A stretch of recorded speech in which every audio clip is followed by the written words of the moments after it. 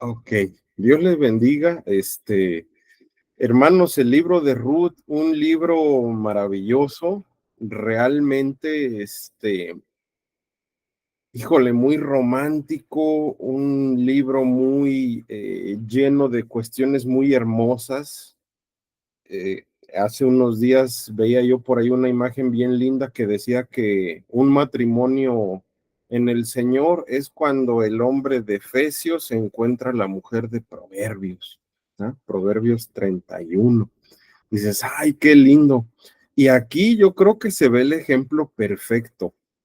Vos, un caballero como pocos, Ruth, una mujer muy trabajadora, muy consagrada espiritualmente.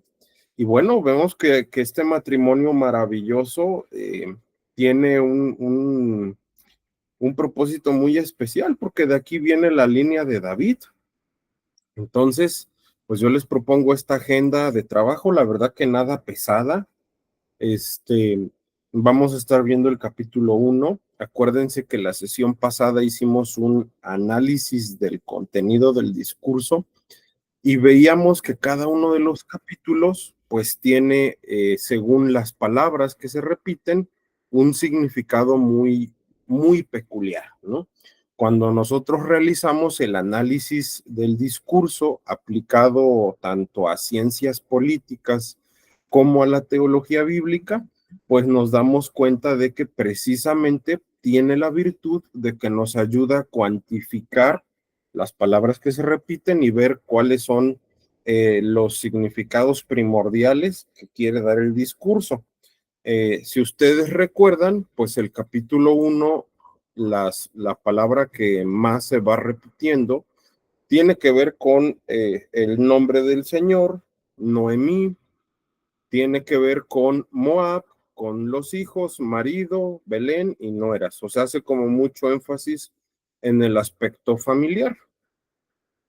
Entonces, pues vamos a estar observando esto, ¿no? Cómo se narra la tristeza de Noemí y vamos a encontrar que en un punto Ruth reacciona de una manera amorosa a su suegra, pero no le es suficiente. La amargura era muy fuerte al grado de que ella pide ser llamada Mara, que literalmente pues significa amargura.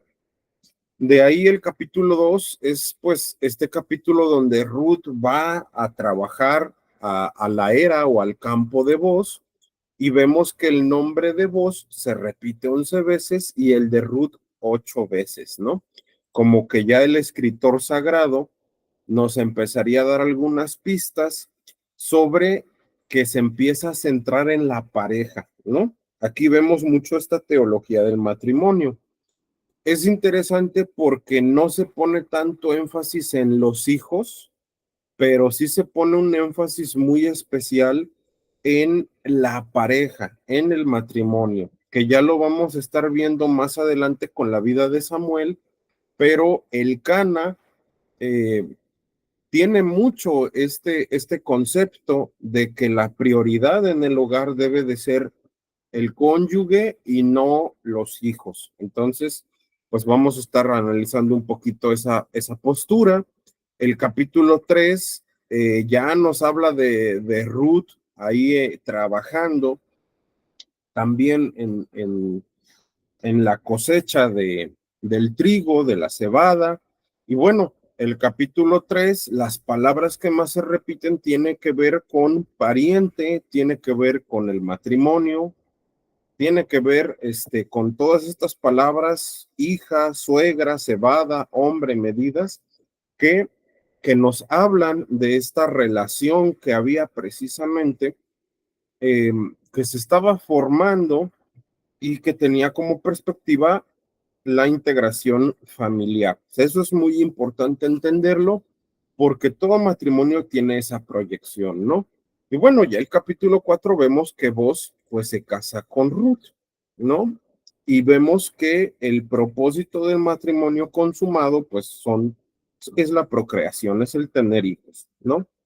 Aquí vamos a estar viendo pues algunas figuras como como el Goel. Vamos a estar entendiendo un poquito el levirato, que era el hecho de que cuando el hombre moría, pues el hermano o el pariente cercano tenía la obligación de redimir sus pertenencias y estar con su mujer para darle descendencia, ¿no? Entonces vamos a estar viendo también algunos elementos a destacar del libro de Ruth, porque creo que muchas veces leemos el libro de Ruth, pero no nos damos cuenta de algunos puntos porque el libro de Ruth tiene muchos hebraísmos. Entonces, recordemos que parte de la exégesis es realizar la aplicación a nuestra era contemporánea.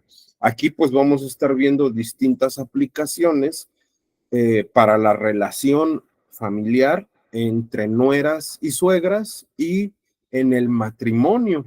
Entonces esto es algo pues muy padre, ¿no? Es muy tierno el libro de Ruth. Tiene bastantes elementos muy hermosos que yo creo que van a ser de mucho agrado para todos nosotros. Entonces, vean por favor el capítulo 1.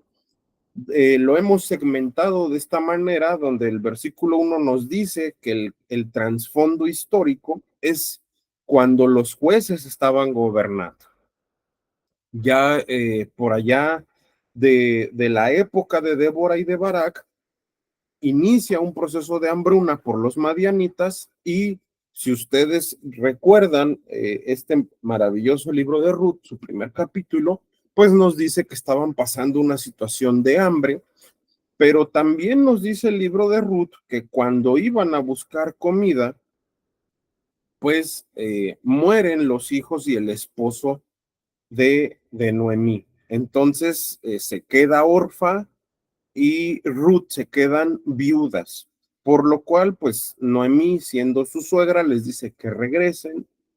Ruth le dice que no y que iba a tomar un compromiso, pues por apegarse a los lineamientos espirituales y demás que conlleva la nacionalidad de Noemí.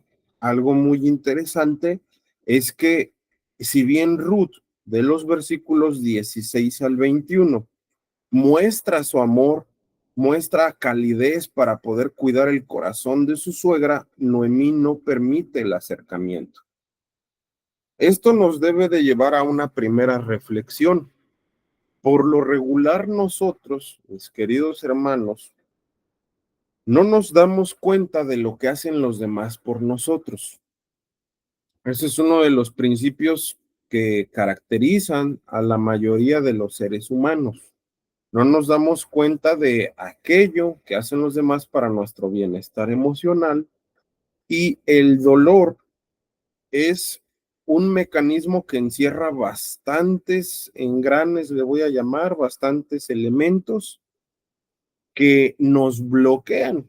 De hecho, cuando estudiamos los mecanismos de defensa desde el psicoanálisis, pues nos damos cuenta de que el miedo, el dolor, tienen mucho que ver con la negación. Este proceso del duelo que estaba viviendo Noemí se caracteriza por distintas etapas y una de ellas es la negación. Pero muchas veces al estar en negación nosotros nos cerramos al amor, al contacto con las demás personas y pues bueno, vemos que el amor de Ruth fue más grande que las barreras que pone Noemí. Es muy interesante porque si Ruth no hubiera tomado la iniciativa de ir en contra de la palabra de Noemí, pues no hubiera nacido David. Y aquí vemos algo muy interesante. Muchas veces para llegar a los propósitos de Dios tenemos que ir en contra de la marea, tenemos que ir en contra de lo que la situación nos dice que es lo normal, porque al final del día, si Ruth hubiera reaccionado de manera normal, pues hubiera llorado y se hubiera regresado junto con Orfa, cosa que no pasó así. Entonces, hay mucho que ir analizando de estos bellos capítulos. Ahora, el capítulo 2 nos dice que Ruth pues ya empezaba a trabajar en el campo de Boz. Pero quiero que notemos algo muy interesante porque aquí ya empieza como el coqueteo de parte de Booz hacia Ruth. De hecho, si ustedes se dan cuenta, en los versículos 9 y el versículo 15, Booz le dice a los demás trabajadores que no molesten a Ruth. Probablemente la iban a molestar porque ella era moabita. Entonces, es un punto a tener en cuenta. Y si ustedes se dan cuenta, también podemos identificar que Ruth pues era una mujer muy trabajadora, porque cuando usted hace la conversión, vamos por favor a Ruth capítulo 2 y vamos a ver que la Valera 60 nos da una información, pues un poquito curiosa en el versículo 17. Nos dice, espigó pues en el campo hasta la noche y desgranó lo que había recogido y vean, y fue como un efa de cebada. Lógico, no, nuestro sistema de peso no es el mismo y si usted hace la conversión, pues Ruth sacó aproximadamente 13 kilos de cebada. Ahora, recordemos que por lo regular, las personas que trabajaban en el campo de los demás, que eran pobres, no que eran peones, que eran pobres, no podían espigar, sino que tenían que recoger granito por granito. O sea, lo que se fuera cayendo al momento de que espigaran los trabajadores el residuo era lo que se podía juntar. Y resulta interesante que los propios trabajadores le dicen a vos, esa mujer no ha descansado. Hermanos, ¿qué nivel de fuerza física, qué nivel de perseverancia tenía Ruth para sacar 13 kilos de cebada de puro grano? Era una mujer muy trabajadora, muy aguerrida, muy perseverante. O sea, Ruth no era cualquier mujer. Vean nada más qué nivel de mujer estamos viendo acá. Ahora, recuerden que los escritos hebraicos posicionan a Ruth después de Proverbios y terminamos Proverbios con una sección maravillosa que habla de la mujer virtuosa. Pues aquí estamos viendo esa mujer. Entonces, Ruth saca a relucir su afecto por su suegra, saca a relucir su declinación hacia el Dios de Israel y aparte saca a relucir que es una mujer trabajadora. Pues díganme qué hombre no quiere casarse con una mujer así. Vamos viendo entonces el perfil de Ruth, pero vos pues también ya estaba por ahí planeando, ¿verdad? Algo con Ruth. Cuando nosotros leemos el capítulo 3, vamos a encontrar algunas incógnitas, cosas que ya no entendemos muy bien. Si quiere, acompáñeme y vea, por favor, algunas de las declaraciones de este punto. Por ejemplo, cuando nosotros vemos el versículo 2, pues ya nos preguntamos, pues como por qué Noemí le dice a Ruth que busque de noche a vos. Suena como, incluso leí algunos comentarios de la Biblia de Jerusalén que decían que lo que estaba haciendo Noemí era incitar a Ruth a tener relaciones sexuales con vos en la era, o sea, en el campo, cosa que vamos a desmentir ahorita. Pero Noemí le dice a Ruth que busque a vos porque era necesario redimir la descendencia y al mismo tiempo redimir todas aquellas pertenencias que eran de sus hijos y de su esposo. Ojo con ese dato, eso hay que tenerlo en cuenta. El levirato tenía ese propósito. Entonces, no es que Noemí estuviera buscando por cualquier medio quedarse de manera egoísta con las cosas, porque también recordemos que había un propósito y era la descendencia para que naciera David.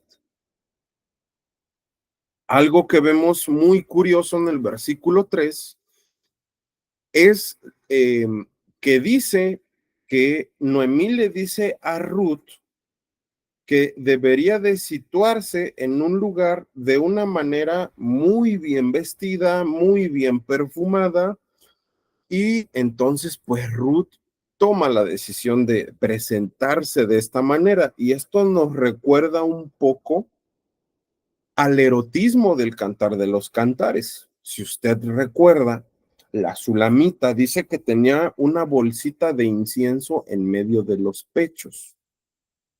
El incienso se utilizaba para maxificar el efecto del perfume. El ungüento era, pues precisamente esto, algo que tenía un olor especial.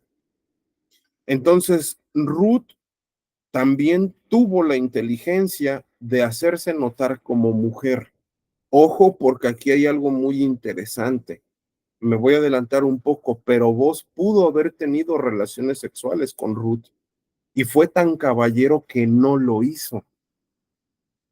Esto es algo muy interesante porque vemos que el amor que se tenían era realmente puro. Ya la Biblia, muchísimo más después, nos dice que el amor no hace nada indebido. Primera de Corintios. Y esto nos da muchas directrices para los matrimonios y para el noviazgo en este caso, ¿no? Muchas veces los jóvenes se casan pensando que pues van a solucionar la metida de patas que tuvieron al tener relaciones sexuales antes del matrimonio, pero no es lo ideal porque si de verdad se amaran, no hubieran tenido relaciones. Ese es un punto muy interesante. Aquí ya lo vemos en la vida de Ruth y Boaz. Entonces, Ruth descubre los pies de Boaz, ella va perfumada, ¿verdad? Y entonces, pues ya cabe otra pregunta aquí. ¿Por qué Ruth le pide a Boaz que extienda el borde de su capa sobre ella? ¿Qué significa todo esto? Bueno, si usted recuerda, precisamente cuando se extendía el borde de la capa sobre una persona, en el caso de que fuera una prenda donde se podía dormir o que se ocupara para dormir, era una señal de pedir matrimonio. Entonces, Ruth tomó de alguna manera la iniciativa de que se iniciara el proceso de matrimonio, se iniciara la redención. Y esto es muy curioso. Esto también es un dato que a lo mejor va un poquito en contra de nuestra cultura porque estamos acostumbrados a que el hombre busque a la mujer, no que la mujer busque al hombre ni dé indicios de que le gusta el hombre. Pero aquí vemos que Ruth hace lo contrario. Ruth se presenta cuando vos ya estaba durmiendo. Llega perfumada, llega a un lugar de descanso personal de vos. Y ojo porque, vuelvo a repetirlo, teniendo la oportunidad, no intimaron. Nos habla de un amor muy puro. Ahora, si nosotros nos damos cuenta, y quiero pasar al capítulo 4, vos tiene una serie de actos muy humanos, muy especiales, que le dan mucho realce al valor de Ruth como mujer.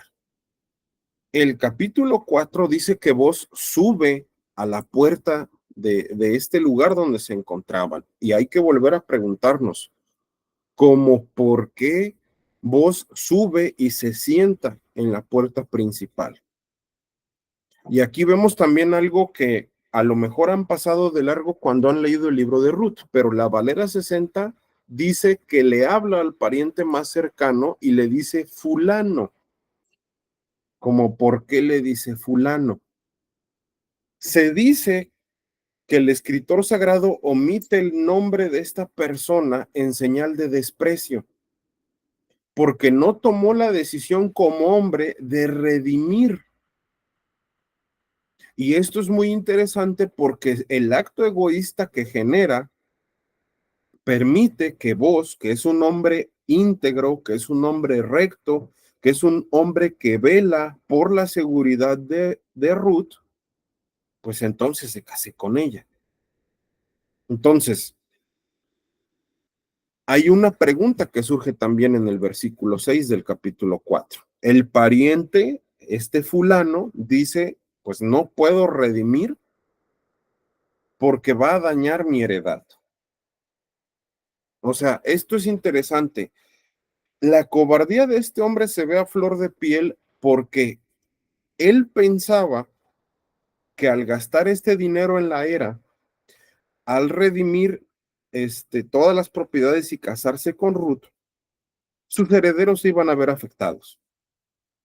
Entonces tomó la decisión egoísta, a pesar de que era una obligación desde el libro de Levíticos, de consumar el levirato, de hacer la redención.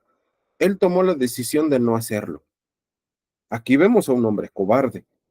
Y esto también nos da un punto muy especial, sobre todo para nosotros como hombres. Si nosotros queremos casarnos, no podemos ser cobardes.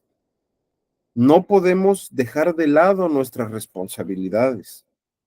Sí, esto es algo muy, muy interesante, por eso les decía, se aplican varios puntos al matrimonio. Y bueno, vemos que para consumar el acto, pues se debía de quitar el zapato y dárselo al compañero, ¿no? ¿Cómo por qué? Bueno, porque había una costumbre muy antigua que dictaminaba precisamente que según las culturas indias y germanas, pues la planta del pie debía de tocar la tierra cuando ya era de posesión de una persona, ¿no? Por eso es que se quitaban el zapato. Ahora, ¿qué podemos destacar del libro de Ruth? Bueno, podemos destacar el amor que tenía Ruth hacia su suegra. Vemos a una nuera que es apegada, que busca este beneficio de la redención, porque también iba a beneficiar a Noemí. Vemos que el cortejo de Boz, fíjense, no es un cortejo vulgar, no es un cortejo donde Boz le hubiera dicho, pues mira, Ruth, yo soy un hombre adinerado, yo tengo que ofrecerte. Boz no es un hombre de esa categoría. Boz es un caballero. Y el cortejo de Boz fue amable, fue buscando el bienestar de Ruth, fue cuidando su reputación y dándole más de lo necesario, le daba lo espléndido. ¿Dónde dice eso? Vámonos otra vez de regreso. Vea por favor el capítulo 2, versículos 14 y 15, y note dos elementos importantes. Vos invita a comer a Ruth, pero vea lo que dice, moja tu bocado en el vinagre. Queridos hermanos, esta bebida es una bebida espléndida, deliciosa para la cultura. Vos le estaba dando lo mejor de comer y de beber a Ruth. Vos la protegió de que las personas, de que sus peones no la humillaran. Porque, a ver, ella no era israelita, era moabita y estaba trabajando como una pobre. Hay que contextualizar eso. Vos protegió de las burlas, del escarnio social a Ruth y todavía la manda a traer a su mesa, la dignifica y todavía le da lo mejor de su mesa. ¿Ven cómo es aplicable esto en el matrimonio? ¿Cómo debe de haber una honra mutua? Ahora, vemos que, esto es muy padre de repetirlo, Ruth le propone a vos que inicie para casarse. Vámonos a este punto en específico, Ruth 3:9. Ya lo habíamos comentado, pero es importante saber las citas. ¿Ah? Vea lo que le dice Ruth, extiende el borde de tu capa sobre tu sierva, por cuanto eres pariente cercano. Pues, ¿qué es lo que le está diciendo a vos? Vos, pues, adelante, ¿no? Redime. Y bueno, algo también maravilloso es ver esta integridad de vos. Ya se los decía, pudo haber tenido relaciones sexuales con Ruth, no lo hizo. Esto es algo muy, muy considerable. hermanas, si es que hay alguna hermana soltera, tomen mucho en cuenta este punto. Un varón que las ama de verdad no va a buscar tener relaciones sexuales con ustedes antes del matrimonio. ¿Sí se dan cuenta de esos mensajes tan maravillosos que tiene ahí la Biblia? Ahora, un punto a destacar es que vos tomó la decisión de hacer público, de hacer visible el compromiso nupcial con Ruth. Lo vemos en el capítulo 4 en distintas ocasiones. Versículo 1, versículo 4 y de ahí el 10 y el 11. Vea lo que dice el versículo 1. Vos subió a la puerta. Este es el lugar,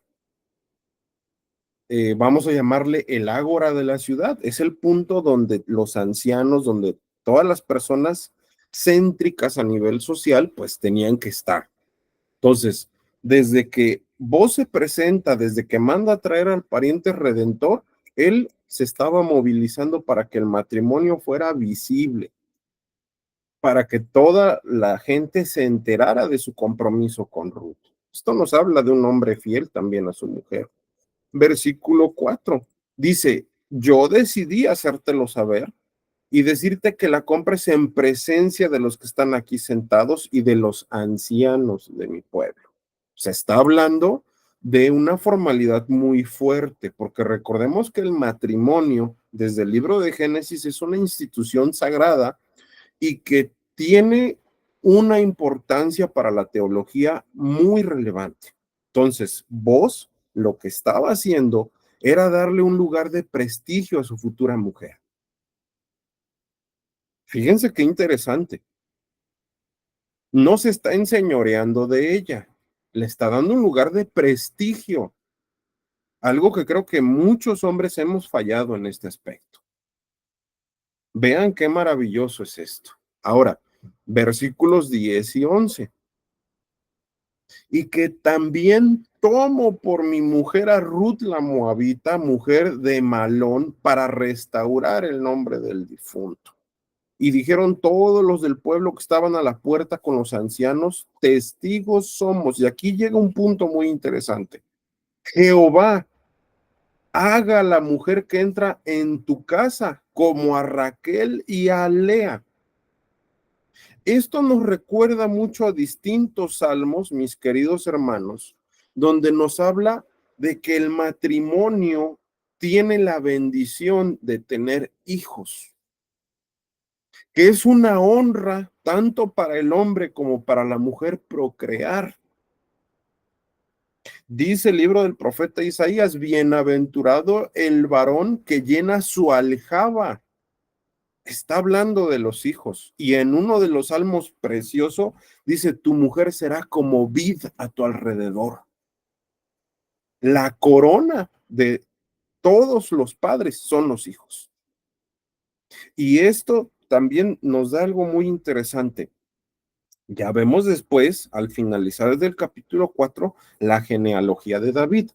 Pero mis amados, al final de la jornada, lo que nos quiere decir el escritor sagrado es lo siguiente. Hay una serie de factores que deben de estar para poder tener una buena relación con la familia. Y es el amor, es la honra y es el respeto. Si nosotros nos perdemos el respeto, si perdemos la honra, si perdemos el poner en alto las virtudes de nuestra familia y solamente estamos poniendo a cada rato los errores, es donde empiezan los problemas. Que Dios nos ayude a siempre honrar a nuestra familia y a tener en claro estos puntos que parten del amor.